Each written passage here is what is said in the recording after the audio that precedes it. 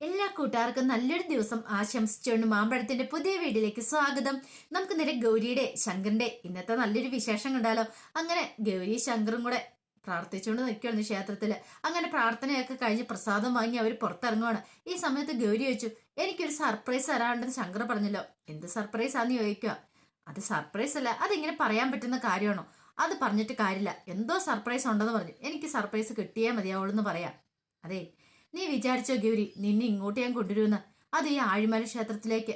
ഇല്ല, അങ്ങനെയൊന്നും വിചാരിച്ചില്ല. അപ്പൊ അത് സംഭവിച്ചില്ലേ? അതുപോലെ തന്നെ നിനക്കിനി ഇതിലും വലിയൊരു സർപ്രൈസ് കിട്ടിയിരിക്കും എന്ന് പറയാം. ഇതിലും വലിയ സർപ്രൈസോ? അതെവിടുന്ന? അത് കുറച്ചങ്ങോട്ട് പോണം. കുറച്ച് പോകാൻ എങ്ങോട്ട്? വഴി ഇങ്ങനെ നീണ്ടു തുറന്ന് കിടക്കുമല്ലേ, നമുക്കിത് പോവാന്ന് എങ്ങോട്ട്? നീ ധൃതിപ്പെടാന്ന് പറയണം. അതെ, ഞാൻ കൂടെ വരണമെങ്കിൽ എങ്ങോട്ടാന്ന് പറഞ്ഞാൽ മാത്രം ഞാൻ വരത്തുള്ളൂ എന്ന് പറയാം. എന്നാ നീ എന്നോട് കാര്യമായിട്ട് ചോദിക്കുക. സീരിയസ് ആയിട്ട് ചോദിക്കുവാണെങ്കിൽ ഞാൻ പറയാം എങ്ങോട്ടാ പോണേന്ന്. ഉറപ്പ്? ഉറപ്പെന്ന് പറയണം. എന്നാ ഇങ്ങോട്ടാ പോകുന്ന ശങ്കരേന്ന് ചോദിക്കുക. അത് സർപ്രൈസ് അല്ലേ, അതങ്ങനെ പറയാൻ പറ്റുമോ എന്ന് ചോദിക്കാം. ഗൗരിനെ വീണ് നാണം കെടുത്തി. ഗൗരി എന്ത് ചെയ്യുകയാണ്? ആ തോളത്തേക്ക് ഒരു കടി അങ്ങോട്ട് കടിക്കണം. എനിക്ക് നന്നായിട്ട് വേദനിച്ചു കിട്ടുമെന്ന് പറയണം. പിന്നെ വേദനിക്കാൻ വേണ്ടി തന്നെ ഞാൻ കടിച്ചേ. അതെ, എന്നോട് സത്യം പറയാതെ എന്തിനാ വെറുതെ എന്നെ ഇങ്ങനെ ഫൂളാക്കിക്കൊണ്ടിരിക്കണേ? അതുകൊണ്ടല്ലേ ഞാൻ ഇങ്ങനെ ചെയ്തേന്ന് ചോദിക്കാം. ശരി, നീ കേറ്, നമ്മളൊരു സ്ഥലം വരെ പോവാ, നീ ധൈര്യമായിട്ട് കയറാൻ പറയണം. പിന്നീട് ഗൗരി കേറി.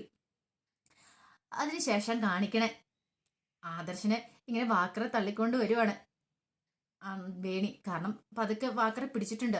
അപ്പൊ ഇങ്ങനെ ആദർശ് പിച്ച വെച്ച് ഈ കുഞ്ഞു കുട്ടികൾ നടക്കുന്ന പോലെ നടന്നു വരുന്നത്. പെട്ടെന്ന് പോകാൻ പറ്റില്ലല്ലോ. ഈ സമയത്ത് ആദർശ്, ഞാൻ മടുത്ത് വേണി, എനിക്ക് ഇവിടെ ഇരിക്കണമെന്ന് പറയാണ്. അങ്ങനെ ആദർശ് അവിടെ ഇരുന്നു. അതേ ആദർശേട്ടാ, ഒരു കാര്യം ഞാൻ പറഞ്ഞേക്കാം. എപ്പോഴും ആദർശാണ് ഇങ്ങനെ നടക്കാൻ തുടങ്ങുമ്പോൾ തന്നെ പറയും എനിക്ക് വയ്യ വയ്യാന്ന് പറയും. അതല്ല, എനിക്ക് കൈക്കൊക്കെ നല്ല വേദനയുണ്ട്.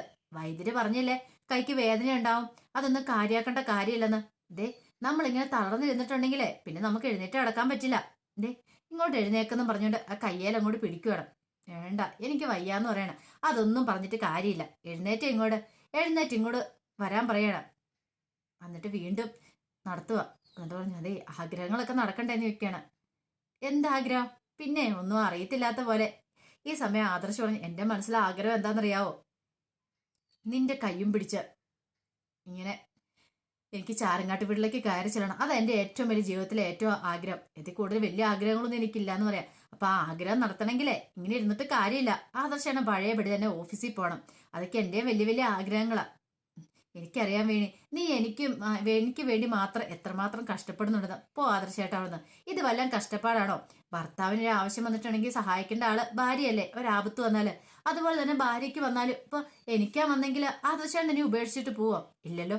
അപ്പൊ അതുപോലെ തന്നെയാ ആദർശേട്ടന് വന്നാലും എനിക്ക് ആദർശേട്ടനെ ഇട്ടെറിഞ്ഞിട്ട് പോകാൻ പറ്റില്ല. കാരണം ആദർശേട്ടൻ എന്റെ ജീവനല്ലേ എന്ന് പറയാം.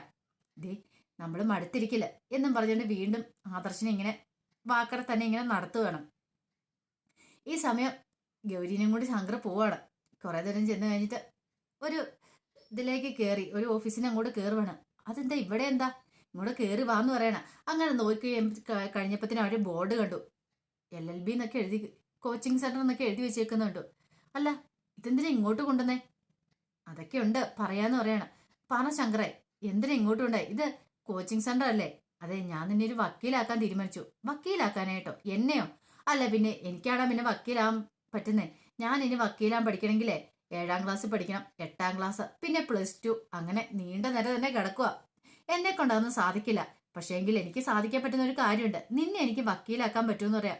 ശങ്കറെ, വെറുതെ കുട്ടികൾ കളിക്കില്ലെന്ന് പറയണം. അതിന് വേണ്ടിയിട്ട് ആദ്യം എൻട്രൻസ് എഴുതി പാസ്സാകുകയൊക്കെ വേണം. അതൊക്കെ എനിക്കറിയാം. അതുകൊണ്ടല്ലേ നിന്നെയും കൂടി ഞാൻ ഈ കോച്ചിങ് സെന്ററിലേക്ക് വന്നേന്ന് പറയാം. ഗൗരിക്ക് ആ പടം അത്ഭുതമായിരുന്നു. പിന്നീട് അവര് അങ്ങനെ അകത്തേക്ക് കയറുവേണം. അപ്പൊ ക്യാബിനിൽ എത്തുന്നതിന് മുമ്പ് ഒരു ഇടനാഴിയുണ്ട്. അപ്പൊ അവിടെ ചെന്നപ്പോഴത്തേന് ഗൗരി നേരെ ശങ്കറിന്റെ കയ്യിലേക്ക് കയറി പിടിക്കുക. സത്യം പറ ശങ്കറെ, എനിക്കൊന്നും വിശ്വസിക്കാൻ പറ്റുന്നില്ല. ശങ്കർ എനിക്ക് വേണ്ടി തന്നെയാണോ? പിന്നല്ലാതെ. ഇത്രയും കാലം ആ അടുക്കളയില് അങ്ങോട്ടും ഇങ്ങോട്ടും കിടന്ന് കരിയും പോകാൻ കൊണ്ടുവന്ന് നടന്ന ഗൗരിയല്ലേ?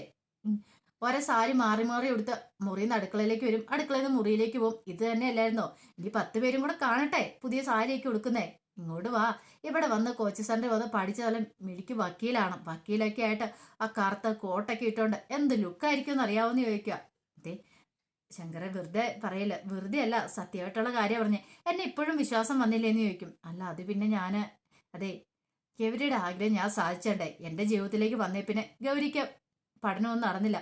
ഒരു പക്ഷെ എന്റെ ജീവിതത്തിലേക്ക് വന്നുകൊണ്ടായിരിക്കും അങ്ങനെയൊക്കെ സംഭവിച്ചത്. ഞാൻ വെറും 6ാം ക്ലാസ്സും ഗുസ്തിയല്ലേ, അപ്പൊ എനിക്ക് അത്രമാത്രം അറിയുണ്ടായിരുന്നുള്ളൂ. പക്ഷെ പിന്നീട് എനിക്ക് മനസ്സിലായത് വിദ്യാഭ്യാസത്തിന്റെ മൂല്യം എന്താന്ന്.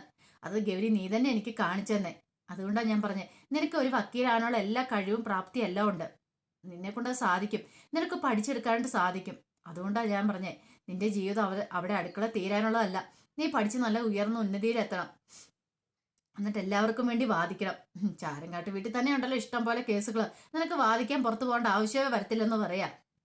ഈ സമയം കേവര് പറഞ്ഞു, ശങ്കരെ ഒന്നും വിളിക്കണ്ട, ദേ ഞാൻ പറയാൻ സത്യമായിട്ടുള്ള കാര്യമാണ്. പിന്നീട് ഒരു ഫോം ഇങ്ങനെ എടുക്കുകയാണ്. ഒളിപ്പിച്ചു വെച്ചിരുന്ന ഫോം. അത്ര സമയം മരിക്കുത്തിൽ ഒരു ഫോം വെച്ചിട്ടുണ്ടായിരുന്നു. ഫോമോ? ഇതെവിടുന്ന? ഇതൊക്കെ ഞാൻ നേരത്തെ സംഘടിപ്പിച്ച് വെച്ചിട്ടുണ്ടായിരുന്നു. ഞാൻ ജോജൂര എത്തിനും പറഞ്ഞു വിട്ട് ഫോമൊക്കെ ഇവിടുന്ന് വാങ്ങിപ്പിച്ചിട്ടുണ്ടായിരുന്നു. ഇതങ്ങോട്ട് ഫില്ല് ചെയ്ത് ഇനി അങ്ങോട്ട് കൊണ്ടേ കൊടുത്താൽ മാത്രം മതി എന്ന് പറയണം. ഐശ്വര്യമായിട്ട് മോള് അങ്ങോട്ട് ഫില്ല് ചെയ്യാൻ പറയണം. പിന്നെ ഒരു കാര്യമുണ്ട്, അതിനൊക്കെ മുമ്പേ ഈ ചേട്ടന്റെ അനുഗ്രഹം മേടിക്കണം എന്ന് പറയാം. അനുഗ്രഹം മേടിക്കണം? അതെ, എന്റെ അനുഗ്രഹം. എന്ത്? അതെ, നല്ല ചൂടോടുകൂടി ഒരു ഉമ്മയും കൂടെ വരാൻ പറയണം. അതെ ശങ്കർ, പബ്ലിക് പ്ലേസാ, അതുകൊണ്ട് എന്താ?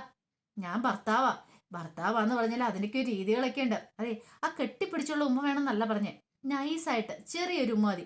ഈ കയ്യെ തന്നാലും മതി എന്ന് പറയാം. ഒരു നന്ദി പ്രകടനം മതി എന്ന് പറയണം. ഇപ്പോൾ ഇവിടെ വെച്ചൊന്നും പറ്റില്ല എന്ന് പറയാം. അതെന്ത് പരിപാടിയാ? ഓഹോ, അതുപോലും തരാൻ പറ്റില്ല എന്ന് പറയണം. അവസാനം ഗൗരി എന്ത് ചെയ്യണം? ആ കൈയെടുത്ത് ആ കയ്യിലേക്ക് ഒരു ഉമ്മ കൊടുക്കണം. മതി, എനിക്ക് സമാധാനമായി. അതെ, ഇത്രയെങ്കിലും ഞാൻ നിനക്ക് വേണ്ടി ചെയ്തു തന്നില്ലെങ്കിൽ പിന്നെ ഞാൻ ഇങ്ങനെ ജീവിച്ചിരുന്നിട്ട് കാര്യമുണ്ടോ? ഞാൻ ഈ ലോകത്തെ ഏറ്റവും കൂടുതൽ സ്നേഹിക്കുന്ന നിന്നെയാ ഗൗരി. അപ്പൊ നിന്റെ മനസ്സ് മനസ്സിലാക്കാനായിട്ട് എനിക്ക് സാധിക്കണം. പിന്നെ ഞാനിങ്ങനെ ഭർത്താവാന്ന് പറഞ്ഞ് നിന്നെ സ്നേഹിക്കുന്നുണ്ടെന്ന് പറഞ്ഞ് നടന്നിട്ട് കാര്യമില്ലല്ലോ. നീ എത്രമാത്രം ആഗ്രഹിക്കുന്നുണ്ടെന്ന് എനിക്കറിയാം. നിന്റെ വീട്ടുകാർ എത്രമാത്രം ആഗ്രഹിക്കുന്നുണ്ടെന്ന്. ഒരുപക്ഷെ അവർക്കും തോന്നരുത് എന്റെ കൂടെ കൂടിയിട്ട് അവളുടെ ജീവിതം നശിച്ചു പോയെന്ന്.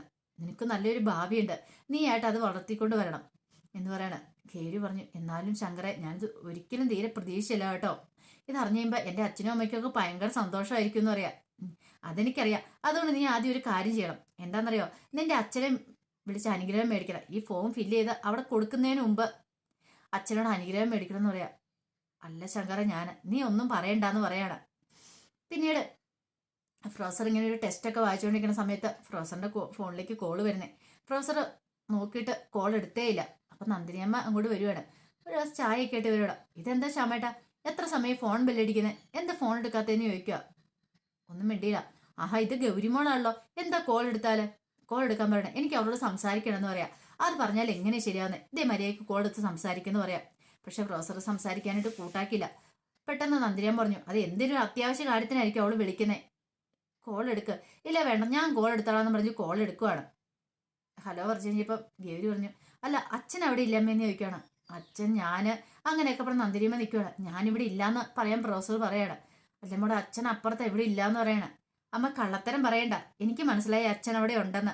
അപ്പൊ അച്ഛൻ എന്നോട് സംസാരിക്കാൻ താല്പര്യമില്ല, അതുകൊണ്ടല്ലേ. പക്ഷെ എനിക്കൊരു അത്യാവശ്യ കാര്യം പറയാനുണ്ടെന്ന് പറയാണ്. ഈ സമയത്ത് ശങ്കർ ആ ഫോൺ അങ്ങോട്ട് മേടിക്കുകയാണ്. ശങ്കർ വിളിച്ചിട്ട്, നന്ദിനിയമ്മേ, അല്ല പ്രൊഫസർ എന്തെന്ന് ചോദിക്കണം. അല്ല ശങ്കർ, പ്രൊഫസർ അപ്പറയാ. അതെ, ഒരു കാര്യം പറയാൻ വേണ്ടി വിളിച്ചായിരുന്നു.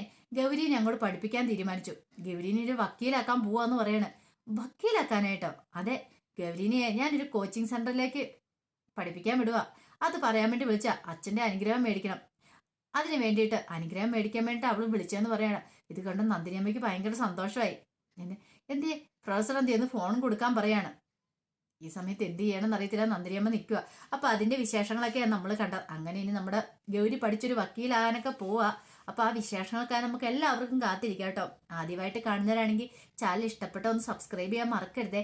അതോടൊപ്പം തന്നെ കണ്ടുകൊണ്ടിരിക്കുന്ന എല്ലാവരുടെ സപ്പോർട്ടിലായിരിക്കും തുടർന്നും പ്രതീക്ഷിച്ചുകൊണ്ട് എല്ലാവർക്കും ഒരിക്കൽ കൂടി നല്ലൊരു ദിവസം ആശംസിച്ചുകൊണ്ട് നിർത്തുന്നു. നന്ദി.